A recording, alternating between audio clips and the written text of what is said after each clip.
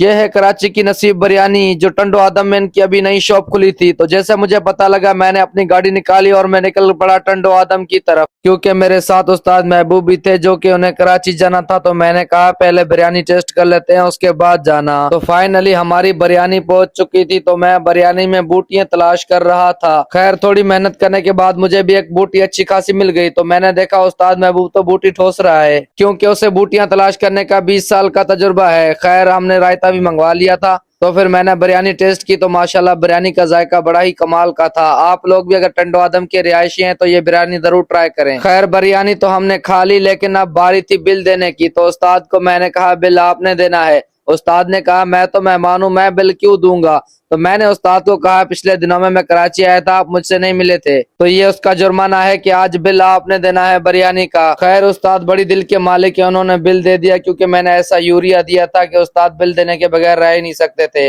ये हमारे टंडो आदम की शॉप है, नसीब बिरयानी। तो कुछ लोग कहेंगे आपने लोकेशन बताई नहीं, तो भाई टंडो आदम मोहम्मद चौक हैदराबाद रोड पर यह बिरयानी की शॉप है। खैर हम यहाँ से निकले तो उस्ताद ने कहा आज हमने लस्सी पीनी है, क्योंकि हमारे टंडो आदम में मस्ताना मलक की लस्सी बहुत ही अच्छी होती है। खैर हम शॉप पर जैसे पहुंचे, अंदर गए तो सामने दही के बड़े बड़े बर्तन भरे हुए थे, लेकिन हमने ऑर्डर कर दिया कि भाई हमारे 2 गिलास लस्सी लगा दो। खैर जब तक लस्सी बन रही थी तो मैं आपको एक मजे की बात बता देता हूँ। टंडो आदम के मस्ताना शॉप पर बहुत फेमस और अच्छी बर्फी भी है। तो भाई ने हमें ट्राई करने के लिए 2 पीस दे दिए, लेकिन हमने जैसे इसको खाया तो जायका उसका माशाल्लाह कमाल का था। क्योंकि जायका कमाल का तो होना ही था, एक तो फ्री की, दूसरी अच्छी भी थी। खैर एक और मजे की बात आपको बताता चलूं कि इन लोगों ने हमारी बहुत ही इज्जत की। अगर आप भी टंडो आदम के रिहायशी हैं तो यहाँ जरूर ट्राई करें, इनकी बर्फी भी अच्छी है और लस्सी तो कमाल की है। खैर जब मैंने भाई से पूछा कि भाई बर्फी का क्या रेट है, तो भाई हंसने लग गए, क्योंकि कैमरा उसकी तरफ था। मैंने कहा ऑन कैमरा आप बताएं इसका रेट क्या है। तो भाई ने कहा आपके लिए 700 रुपए का आधा किलो हो जाएगा। ये भाई हमारे लिए लस्सी तो लेकर आया था, लेकिन ये मलाई भूल गया था। खैर इसको प्रेशर तो चढ़ना था, क्योंकि टंडो आदम के मशहूर यूट्यूबर इसकी शॉप पर आए थे। तो भाई ने हमारी लस्सी के गिलास पे ऊपर माशाल्लाह वीआईपी तरीके से मलाई लगाकर हमारे सामने उसने रख दी।